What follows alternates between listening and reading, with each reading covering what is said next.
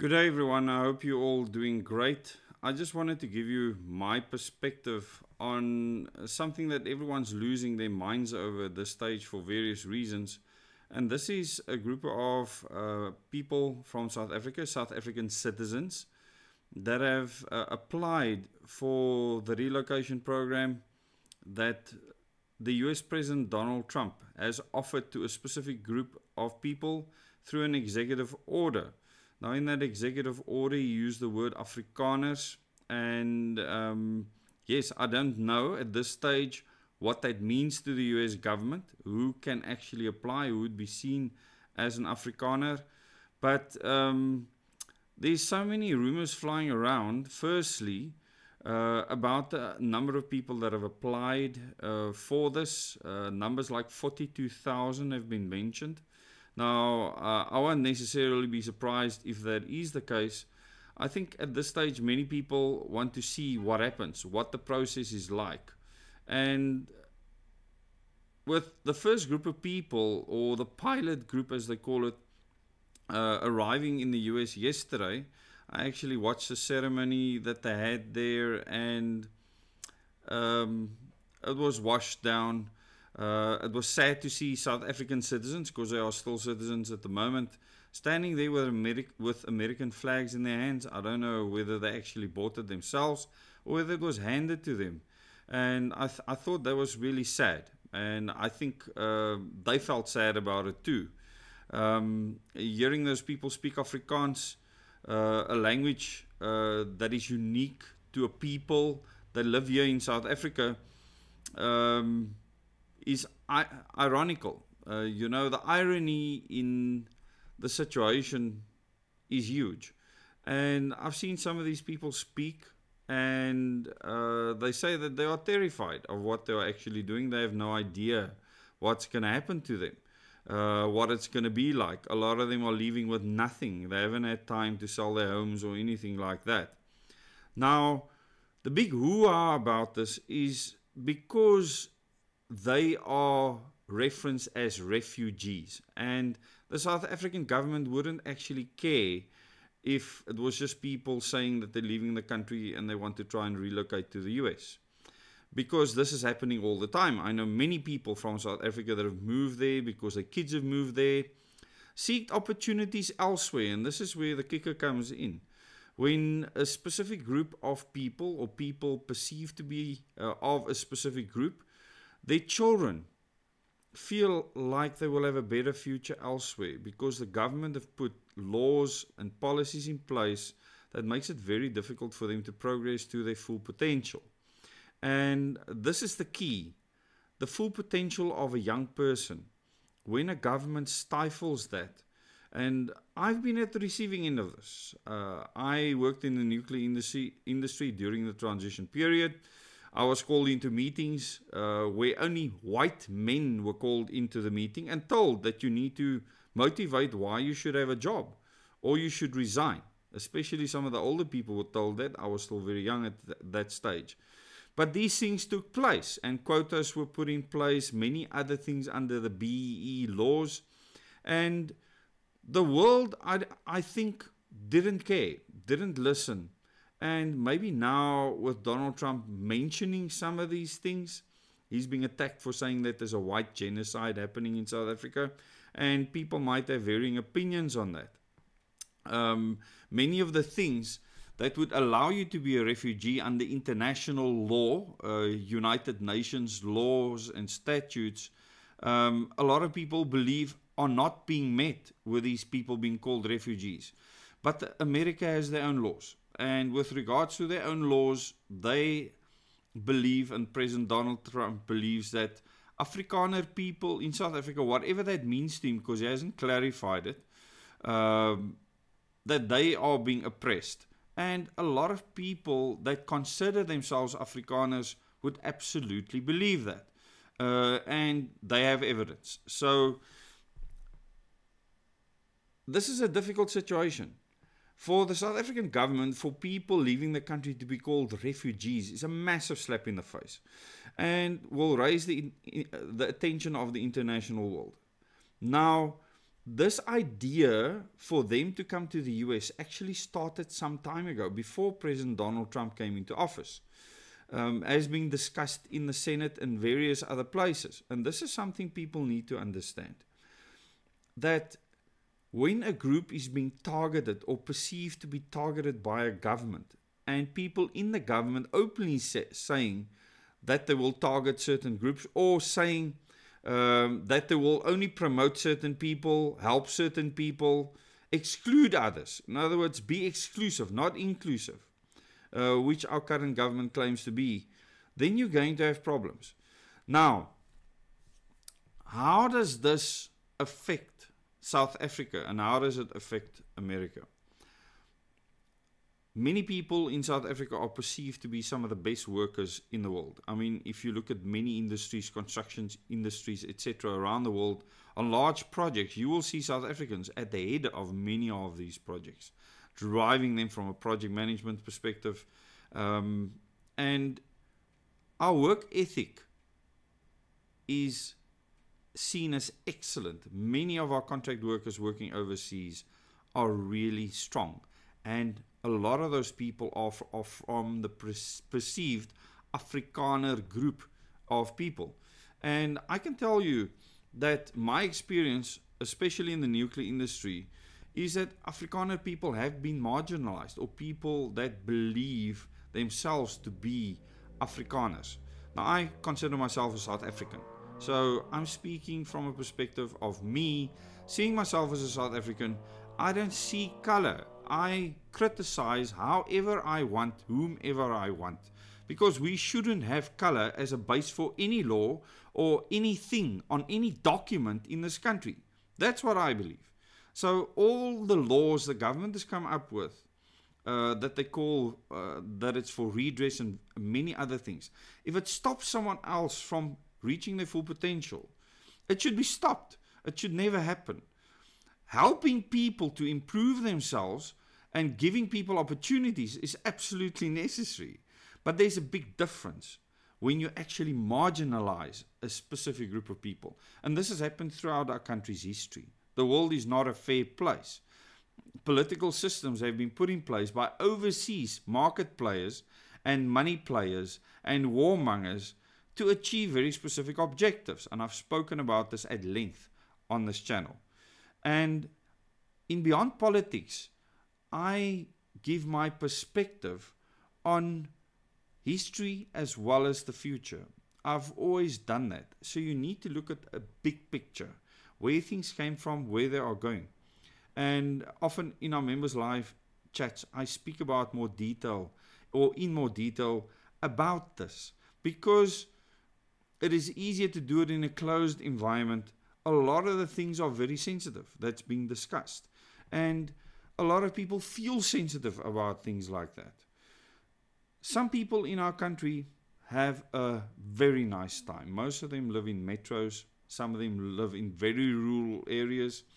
But then there's people that live in crime hotspots. There's people that live in places where horrible crimes take place all the time. Is a daily occurrence. And people from all race groups, religions, and backgrounds experience this. So when you say that Afrikaners is a group of people, like President Trump says, that can come there, they can get refugee status because of what the South African government is doing to them, I have to disagree with President Trump there, because the South African government isn't directly doing anything except for the race-based laws to hurt someone directly. And Julius Malema is not the government. Let me just say this plainly and simply. I've never heard Cyril Ramaphosa sing a song like Kill the Boer, Kill the Farmer, or anything like that, which has symbolic meaning for many people. Okay? Now, I have a problem with that song. I have a problem with the fact that someone would sing that. And be insensitive to it. I have a problem with the fact that the president of South Africa would say nothing about it and not speak out against it openly. I have a problem with the president of South Africa not believing that a group of people are being targeted. In other words, people that are non-ANC aligned. In other words, the party that he's the president of. And that might not just be white people, it could be all sorts of people. And I hate to use color because we should not be using color at all. We should have names and we should all be South Africans. So this whole situation is brought about by someone that wants excellent workers in his country, doesn't care about South Africa, and this is President Trump. He cares about his country and what he can do for it. And he has just gained people that's going to contribute towards his economy. And if he gets 42,000 of them, it will be a big loss to South Africa. And anyone that thinks that it's not a loss, you need to have your mind read. And anyone in the ANC, the spokespersons, ministers, or whoever, that believe, oh, these people must just go. These people pay tax. You are in deep trouble with regards to money. Big trouble. And it's just going to get worse. Keep on chasing people out of the country. Keep on telling people to invest elsewhere.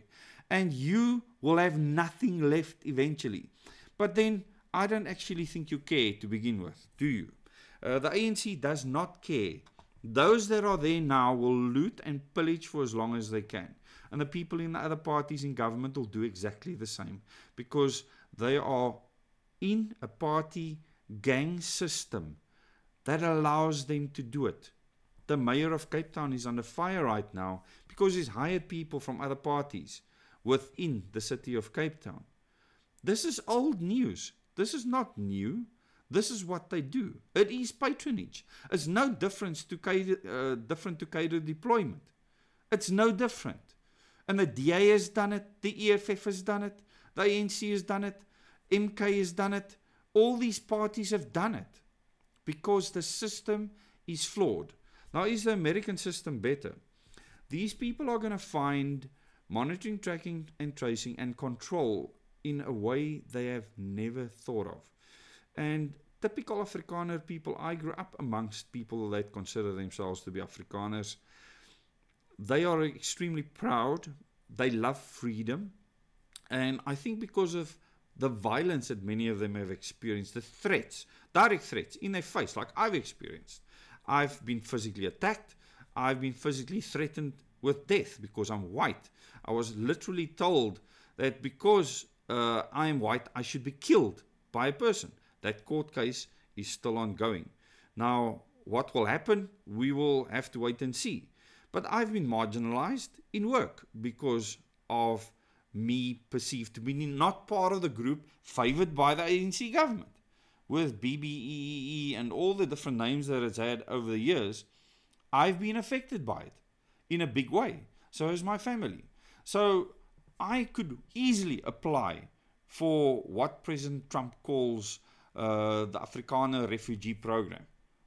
All the things has happened to me. My life's been threatened. I've been physically attacked. I've been marginalized in my work. Many other things that I can speak of because of the fact that I'm not of a certain group. So the people that are not part of that group could be vast. It's not necessarily a specific color. And I include every poor person that lives in the rural areas of what used to be the old homelands. Because only the political elite are looked after with the BBEE programs and now funds being created for only certain companies. A lot of people are excluded from that. And a lot of them are people that used to vote for the African National Congress and even for the economic freedom fighters, etc. Those people still suffer. Everyone in this country suffers because of our governance system, the way it is right now, and this is why it needs changing. And hopefully there are people in the political realm that will try and do that, and people that will try and fight for it. But to get back to these refugees in the US. So the first plane load has arrived. I don't know how many more people are being processed right now. People have left this country since forever. So I don't know why it's a big deal. You add the name refugee and all of a sudden it becomes a big deal. Many of the other people that have left that I've spoken to have felt like pariahs in their own country. Like they are scoffed and scorned at, not helped in supermarkets. Now, this might feel familiar to many people that support the African National Congress under the apartheid regime. Once again, the same regime we have now, and they are a regime, they were created by the same people that created the apartheid regime. Nothing has changed. We are still slaves in a political system that has been created by the super wealthy, not just the wealthy, those that control the financial system. And once you understand this, you will understand that the best thing you can do is to make yourself as self-reliant as possible. Because freedom you are not going to get in the US any more than you're going to get here. The incompetence of the ANC has made this one of the freest countries in the world. Also, because of that, one of the most violent. Because our government doesn't know how to control people, condemn people, speak out against people, tackle problems. And many people in our country do not know how to work with proper ethics. And this is a huge problem. Many people in the police become criminals, are part of syndicates. Many people in our government, in our cabinets, are criminals, are part of criminal enterprises, are criminally thinking how they can use your taxpayers' money for their own gain. And make no mistake, the ANC used to be a terrorist organization. They thought of themselves as a freedom movement. Well, I can tell you, nowhere in the history of the world has any so-called freedom fighter movement governed a country to success. Thank you so much for watching this video, and tell me in the comments what you think about the opportunities that US President Donald Trump has given to what he calls Afrikaners, not yet fully defined, that have taken refugee status in the US, and whether you would actually apply for something like that, like I could. I choose to stay in South Africa. I choose to fight for what I believe is right. And I would encourage all other people to do the same. The Southern African region is going to be special in the next 10, 15, and 20 years. Things are going to change drastically. The US will go through some extremely, extremely difficult times. We will go through those times first, and by 2030, hopefully, we would have been through the worst. Thanks so much for watching. Please remember to subscribe to this channel if you have not yet, and like this video and share it with your friends and family.